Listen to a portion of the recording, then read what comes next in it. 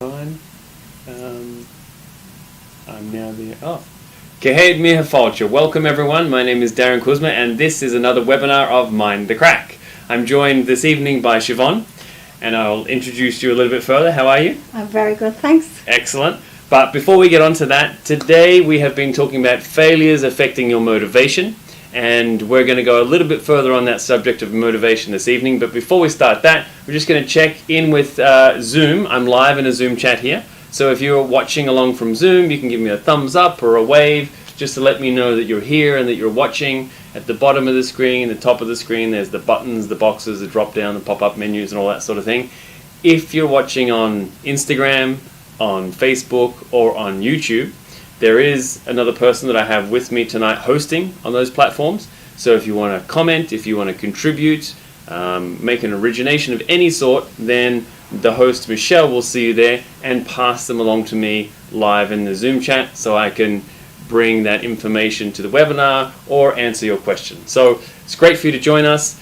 So Siobhan, you are a successful business person. You worked with your husband in business. You have two lovely children. Yeah. They also work with you in the business. Yeah. And so having that environment of the whole family working together and getting them to cooperate in that way, I have the idea that you definitely know a lot about setting goals and getting other people to go along with the goal, which is kind of like the purpose of a business. You have some sort of goal and everyone's sort of joining in. Yeah. So for that reason, I wanted to speak to you because the subject of goals or having goals has a lot to do with happiness, and failing at goals really zaps your motivation and diminishes your happiness. So, in setting goals for yourself, what would you say is the most important thing? The most important thing is to isolate what it is that you want to achieve. I think that's definitely the most important thing. Okay. If you know what it is that you want to achieve, whether that's, you want to be able to bake a cake, or you want to pass an exam, or you want to have a good relationship, or you want to know something, that can be a goal too. Mm-hmm. So just call it and name it, and then that would be your very first step. Very Isolate good. it. Good. And was it always that way for you? No. Okay. No. Tell me a little bit more. Not. Yeah. Well, probably from the age of about 14 to 27, I was just falling around in my life. I was falling, I was failing exams or passing an exam or falling out of school or, falling out with a friend or, different things like that. So all the time I just felt I was losing, I was failing. And that continued and kept going right up until I was the age of 27, to the point where I gave up. I lost my motivation.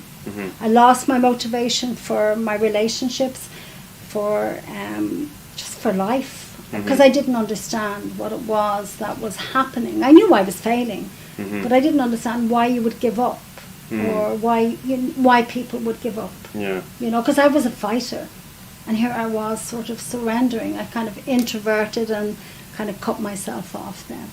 Right. So I've heard this said before, and I know L. Ron Hubbard has said it, that there's a viewpoint, you're making life, or life is making you. Yeah. So would you say that, what category were you clearly in at that stage? I was not making life. Okay. I was like a rag doll in life, and I was just going on to the next thing. I'd get the job, and it would be a pretty good job, and fall into that, and then fall out of that, and then fall into a relationship, fall out of it, or not be able to fall out of it. Right. Stuck in it. Yeah. Or cutting I probably cut myself off then, because I thought, no, I can't keep going like this. I didn't want to be the rag doll, so I actually stopped. And that's not healthy either. So what I did was I got myself a bed sit, and I just became a recluse.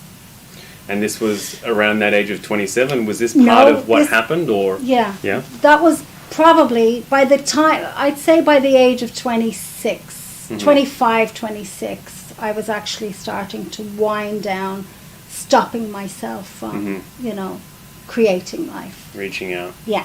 So I'd say about 25, the age of 25. Okay, so it kind of was going That like way. that. Okay. Yeah. So then tell me about that, the story of 27 years of age, Yeah. Siobhan. Yeah. What happened?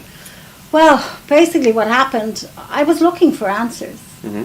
Because I was an intelligent, bright, as my mother said. I remember sitting at the kitchen table one afternoon, crying my eyes out, and she said, Siobhan, I don't know what to do to help you.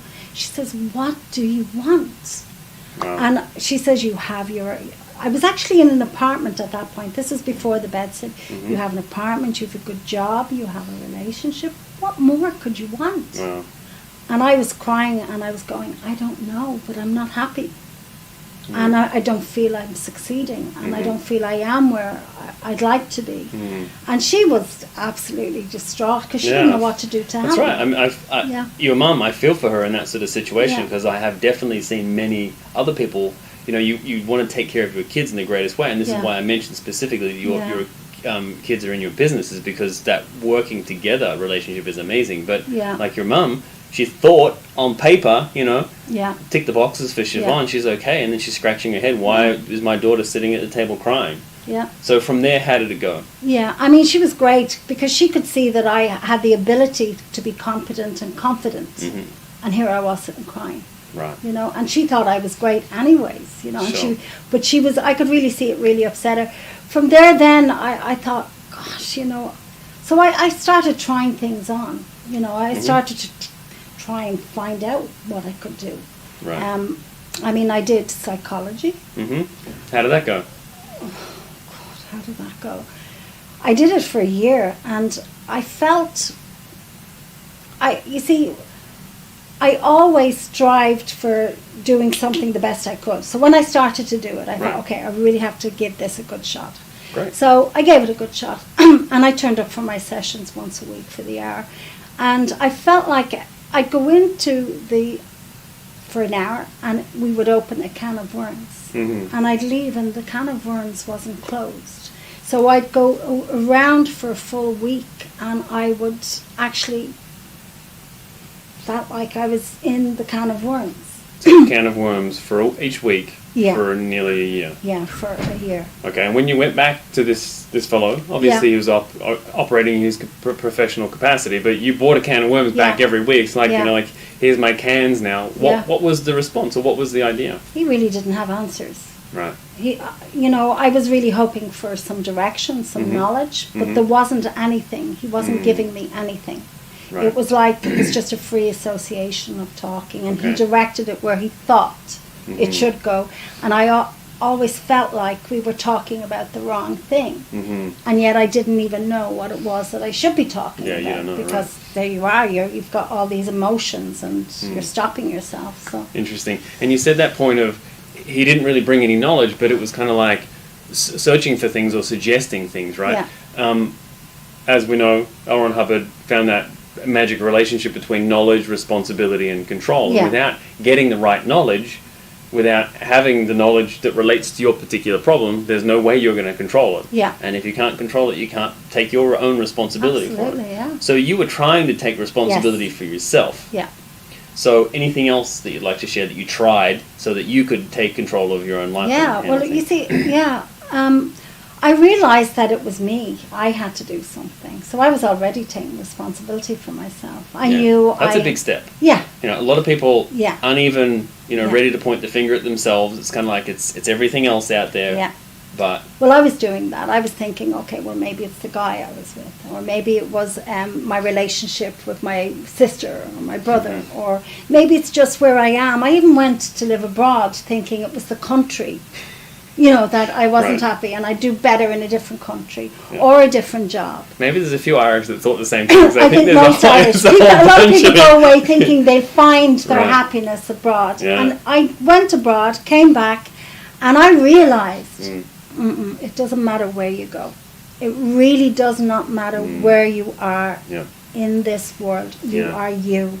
And whatever's going on with you is going on in your world. Yeah. So I knew then I had to look at myself. Right. And I'd already, as you said, Yeah. taken responsibility. Yeah. You know, I That- wanted to find out. and But I wanted more control. Right. Okay. Good. I did. Yeah. And I wanted, so that you've got that, but I needed knowledge. I had Mhm. no knowledge. Right. So I started. Of you or knowledge? When you talk about knowledge, what sort of knowledge do you? Yeah. At that time, did you think that you needed? I needed some truths because I was getting knowledge. I was getting knowledge from books that I was reading. Good. Knowledge, opinions. I'm not really sure what it was. It was Yeah. like, stuff, if you feel this and you do that, and, just things like that, generalities. Mhm, mhm. And I thought, okay, this should help me, Right. but it didn't. Right. Because it wasn't something that I could experiment with and Mhm. use and see for myself what was going on. Right. I had this experience. I don't know whether this Yeah. is similar to yourself, but I had it seemed to me a little bit like I get the latest book on a certain concept on Yeah. how to do something, and it became a little bit the pin the tail on the donkey type situations. I didn't know where to place it within Yeah. all the other Yeah. separate pieces of information. Yeah, that actually reminds me of something. I was reading those books as well, but I had to force myself. Hmm. I had to force myself to do some of those things. And really, I felt you should be naturally able to do them. So if you're not naturally able to do those, Mhm. well, maybe there's something in your way. Interesting. Yeah, I had the same sort of cognition where I would go to a seminar sometimes, it was Yeah. a motivational sort of thing, when people listen to the same content, and then I would associate with some of those people later on. It's like, oh, you're doing that thing? No, I kind of gave it up. And I was like, well, it was good information. Like, yeah, it was great, Yeah. but I just haven't been bothered to do it. yeah, And I always wondered what made some people take information that they get, use it straight away, and other people just not. yeah, And obviously there are the factors of study. We did a whole series on Yeah. study and, misunderstood words and the phenomena that's associated with that. But I think those things are very real to people as they get some information and they don't use it because it doesn't seem to happen naturally. yeah, but it's a very personal thing. If you get the right piece of information Mhm. for your particular thing, Hmm. you will use it. Right. The right thing, Yes. you use it and you get a result in it, Hmm. bam, Yes. you've got it there. I agree with that one Yeah. totally. Okay, good. So then we were talking about you were trying some different things. Yeah. So I tried that, and then I tried some Reiki, I did some homeopathy, the Bible, Hmm. my religion, because I was brought up as a Catholic, and Okay. so I tried to read the Bible, and I was going, Sure. oh God, no. So I was just kind of getting a little bit bombarded then. Right. And then I eventually went over to the church across the road from my bed sit Mhm. and looking for inspiration. Hmm. And after a while I left and I went, you know what, I'm going to have to do this. I'm going to have to find Mm. out what is going on, Hmm. It has to be practical. Right. It has to be real, Hmm. and I have to be able to change what's going on. Right. It's not going to be a revelation. It's going to be No. Right. No, I was hoping I'd have a revelation. Right. I was hoping Yeah. I'd get a sign, but Yeah. I didn't. Yeah, I studied the Bible too, and I really did. I've gone to church all throughout my years, Yeah. and it is such a peaceful place, and it is a Yeah. great place for reflection. And the Bible certainly has great things in it. I love reading the Absolutely. Bible myself, especially the Yeah. Proverbs. That was Yeah. that's one of my favorite piece of wisdom from the Bible in that way. Yeah. And you were mentioning there, we were talking earlier, and you Mm. mentioned something about your recognition of yourself as a spirit. Yeah. Tell me about After, that, yeah, after that, I think it was the following day, I was walking. I was actually dragging myself to work. Mhm. And I suddenly realized, just out of the blue, that it really I needed to rehabilitate myself spiritually. That it wasn't my body that I was fat. Hmm. It wasn't my sister, my relationship, or this or that or the other. That it was a spiritual thing. Wow. And I got a great sense of relief just realizing that. Wow, that's cool. Yeah. I remember I was going to church, and because I was going to church, I was like, I'm in heaven. It doesn't matter what I've done, I'm getting into heaven. But I had confusion on the point of, is it me that goes to heaven, or is it my soul? Yeah. That, what was my soul and what was me Yeah. was something I could never actually get, that question clearly Yeah. answered. Well, I didn't have that problem because Right. I knew I wasn't going to heaven. I knew I wasn't getting past those pearly gates Right. because in my estimation, Yeah. I had committed some mortal sins. And there was no way I was getting past them. So that wasn't even part of it. Okay. That wasn't even part of it. I wasn't concerned about not getting past the gates of heaven. Right. I just wanted to rehabilitate myself as a spiritual being. Right, before you get into hell. Yeah, well, but it didn't really, yeah. I thought, if I can't in this life actually do something and feel it and be it and all of that, well, why am I even thinking? Why am I even just... I wasn't even striving for that. I was just striving the here and now, and I realised it was as a spiritual being I needed to rehabilitate. Okay, so that connection of those two concepts, that you had to take responsibility for yourself, and that really it was not your physical appearance that you had to change, but you had to change yourself as a spiritual being. Yeah. Where did that then next lead you? Where did that lead me to? Oh God, it led me to do a novena. Right, now you mentioned that. Yeah. I hadn't heard of that before, but this is basically where you explain. Yeah, well, I hope I have it right. A novena is where you pray. Okay. And you're not allowed to pray for money. Okay. That's what I read it. I think I saw it in the Herald newspaper. And Okay. the novena, and you do 9 weeks of prayer to the Virgin Mary and that. So I thought, okay, if I'm not allowed... I didn't want money. Money was not my goal, because I knew money wouldn't bring you happiness. Sure. I knew I had a chance. I could have married someone for money, Right. and I couldn't do it just for the money. Right. Anyway, so I knew you couldn't wish, but what I wanted then, so I named it. I wanted knowledge. I wanted understanding in order for me to change my life. So I prayed every night for 9 weeks. Wow. And at the end of the 9 weeks, a friend of mine knocked on my door and says, "Get the hell out of there, we're going dancing." Gonna take you on the lash. She took me on the lash. Oh wow. And then what happened there? Well, then on that night, I actually bumped into a guy who was a Scientologist. And for the first time, we just spoke. First time in my whole life, I felt this guy understood what was going on. Interesting. And he lent himself to me as a friend, a very good friend. Wow. Did that word spirit come up in that conversation with this fellow that first time? I'm interested. I don't think so. Interesting, okay. I don't think so. Right. I think he just listened to me and said, Right. I understand. And he knew exactly what I was going through, because he was a trained Scientologist as a Dianetics auditor as well. Okay. So he fully understood what was going on with me, and all he gave was understanding towards me. Okay, great. So then, from meeting him, what happened next? From meeting him, he said, "Siobhan, anytime you're in a bad way, give me a shout and I'll come around." This was the next night, right? It wasn't too long after that. There I was at the kitchen sink, crying my eyes out, and I thought of him. And I thought, okay, I'll ring him. Sure. And I rang him, and he came. Fair enough, he came immediately. And he put me into session with Dianetics. There and then he kept saying, "Siobhan, sit over," because it was a small bed. Sit over on the bed. Okay. And I was going, "No, what should I do?" She was, he said, "Sit over," and we just run the session. And so I sat down and we started running the session, and I was crying and crying about this thing. Right. And it wasn't changing, Mm-hmm. wasn't erasing, Mm-hmm. was no relief. Mm-hmm. So he went earlier. Mm-hmm. Which is part of the procedure in Of Dianetics, Dianetics, right? yeah. And he went earlier, and when he went earlier, I got this full physio colour picture in front of me. And I got such a fright, because it was a scene that was, I got a fright. Mm-hmm. And I threw myself on him with the fright, and he got a fright. Wow. Anyway, so he didn't finish the session. Okay. Maybe he should have, but he didn't. Sure. But that evening, that night then, I just kept looking, taking little peeks in and out at the picture, and then it suddenly started to glow down and erase, and then I went off to sleep. Interesting. Next day, I felt fantastic. The first real relief I had this lifetime. Wow.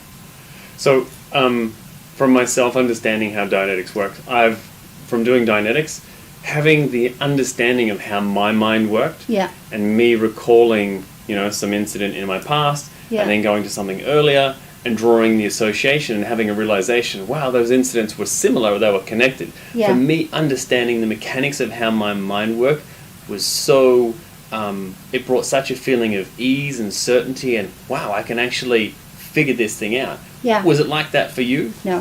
What was your, like, There was in no retrospect? figuring out. There was no effort, no figuring out, Mm-hmm. no trying to find what was going on. I Mm-hmm. was in grief. And in that grief just brought me straight into the incident Mm-hmm. that was locked into the present incident. Right. It wasn't this lifetime incident. Interesting. And from it, just the truth of seeing that was holding this one in place Yeah. just went psh, and I was walking around feeling wonderful. Amazing. But Yeah. my friend wasn't. He was so, Yeah. are you okay? And I was going, I've never felt better in my life. You know, I want to mention something, because this might be real to people that are watching, is that, you know, when you have a bad experience with a friend or Yeah. a relative, someone in the family, and they do something that you don't like, but you don't say anything. Yeah, And then they do something else that you don't like, but you don't say anything. yeah, Then that might happen a few times, but then it's just a tiny little thing. yeah. And you're like, you always do that, and Yeah. you break out. For me, that's a fairly accurate analogy for this collecting of garbage yeah, that you can't see, yeah, that you've collected in your life as it's gone on. yeah, And you can think that what's upsetting you really is this particular thing that you've got at the tip of your mind. It's like, okay, so they dropped a tissue. You're always dropping things and putting things. It's not the tissue. It's the fact that you didn't say anything and acknowledge the upset from all the previous things, Yeah. which is an analogy in your mind that what you think that you're upset about, Yeah. you know, your boss told you off at work, or you had a breakup Yeah. with a friend, and you keep thinking about that thing, yeah. that the real upset It's never that. is never that. It It's never the is that. earlier things. Yeah, And so you experiencing Yeah. that mechanism, or that releasing of that mechanism for real, is what really brought your... yeah. And I didn't know much about Dianetics at that point, because Okay. he'd got me a book and I hadn't even read it. Wow. I skimmed parts and I thought, hey, that looks Mm. that looks like that indicated some truth to me as to what could be happening. But running the session, I wasn't analytically running anything. It just Okay. happened. Sure. But in saying that, yes, Mm. what we do, just in what you're saying there, Yeah. what we do is, it's the thing, you have to have something now to hit. Right. So you always think it's now. You think, right. oh, it's my boss, or it's my brother, or it's, and yeah, it can be them, but that can be just re-stimulating or reminding you of previous things that happened that could be similar, and that's what happened in that session. Okay. Here I was crying about this thing, Yeah. and there I was, it didn't erase, it didn't Yeah. get, and there you are, giving out to your wife or your husband Yeah. all the time, and it doesn't go away, Yeah. because you're not getting to the source of it. Right. So when you get to the source of it, the whole other thing blows away. Right, yeah. And that's what happened, Okay. basically. Yeah. Fantastic. So that was really the turning point, or Yeah. the experience that then resolved for you that uncertainty about yourself, or the not having of a goal, right? That was one of them. So The real turning point was, Yes. I didn't know there was a mission in Dublin. Okay. And then my friend was very concerned, so he said, come in and I'll get someone to show you what happened. And I was Mm-hmm. going, I'm okay. I don't need to know. I'm fine. I never felt better. That's But I great. went in and they Yeah. did show me in the Dianetics book, and I thought, okay, yeah, that makes so much sense. Mhm. It's not harmful. Once you see something, it's more harm when it's actually down there hidden. Yeah. Because when you look at it, Mhm. it can't harm you. Yeah. You actually get the relief from it. So they showed me that, and then I did I did a personality test, and it showed up relationships, and it was so spot on. Right. It was so spot on, and I Mhm. went, yes. So I did the How to Improve Relationships course, and that was the turning point, because what that gave me was knowledge. Right. There we go. Knowledge. Mhm. And it was datums that I could assimilate, Mhm. look at, and question, and turn it around, and disagree with it, agree with it, and do whatever I wanted with it. Yeah. And then I brought it out to use it. And I was just absolutely elated, because my final essay and Mhm. practical was In the course, in the relationship. on this yeah. course was for my mother. I did it for my mother because I wow. loved her so dearly. And Yeah. here she was ill and all the rest. And I was ill. Yeah. I had so disconnected, not because she did anything on me Sure. or she mistreated me, Mm-hmm. but I just couldn't cope with myself, so I couldn't cope with her. Right. So I used this for my final practical with her, and I was just like I had gone to heaven. Wow. This was heaven for me because I was able to repair my relationship with my mother, and give her and understand her and not think about all the zillion things that come in on top of you and all the rest, and repaired and had a great relationship with her right up until the time she left us. That's a fantastic story. Now I want to ask, because I have definitely I've seen people read self-improvement books or get some knowledge, right? Yeah. But and we did have one of our supervisors that has a lot of experience as being a course supervisor. Yeah. Is that one of the differences in a Scientology course is that they do give you those practicals. Our arbiters put together the practicals to have you go and apply the information. Yeah. How nervous or excited, or what was the emotion you had when you came to, all right, so you've got the knowledge, and then you were told, good, so go and do the practical. What was the feeling? Well, going through the course, I got a lot of help. Okay. Oh, I got so much help because my study was terrible. Okay. I would have classed myself as being very intelligent, quite intelligent, bright person, but you're looking at a new concept of information. So I got some help, and the practicals leading up to the final one of using it is all on a gradient. Very, very nice gradient. Okay. So there I was doing all the smaller practicals building up, and the final one then, I had no nervousness at all. Okay, good. None. Because the gradient was just perfect. Okay. And then it really, the real sort of apple in the basket was I was going to use this for someone that was the most important person in my life right then. Right. So I had no nervousness. Great. And So I went that day, and Yeah. it was just perfect. Fantastic. So genuine problem, genuine thing located that for you was ruining or upsetting your life, the right information, the right knowledge that then put into action. Yeah. Then really that was kind of like therefore the turning around for you to then to say, good, Yeah. I know about myself, I know what I want to do. I got 100% certainty there. Fantastic. And I knew Yeah. that I got what I wanted. I found a body of knowledge that was real, that I could use, and that I got a result with. And I was so happy. Yeah. And then I just started naming my goals. Yeah. Right. From I that want this, point. I want to do this, I want to do that, I want to do that. I wanted it all. Yeah. And I saw no harm in wanting it all. It was before you'd have all this guilt and and you can't have this and you do that and you do. But I actually started, I want to do that, I want to do that, I want to do that, and I want this, and that's the way it is to this day. Wow. Yeah. So I've definitely spoken about outflow and inflow before, Yeah. right? And that whole concept of maybe someone being introverted and just taking, because like these days with everything from social media, everyone's opinions, all the media of any sort that comes not just, on the computer, but all the other forms of it, there's a lot of inflow that comes at someone. Yeah. And that results in people not really setting goals for themselves or not really knowing what they want. Absolutely. Because They get just confused. They get so confused. So I really love that because just in that short space of time, you turned from basically being a thing that was inflowing and introverted to a thing that's like, I want to do that. I want to and you were ready to create and you were ready to outflow. So that's my mother was very happy as well.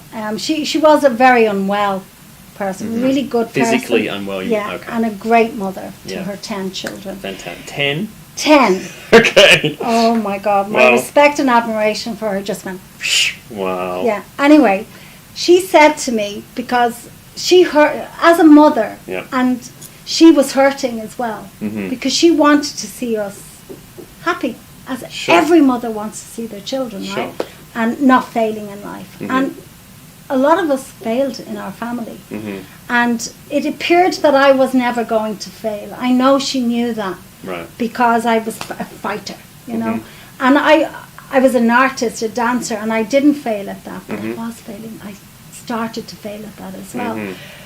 But she said to me at one point, she said, because I talked to her and told her what I was doing, and she said, Siobhan, she says, I don't care what anybody else says. She says, I know you. Mm-hmm.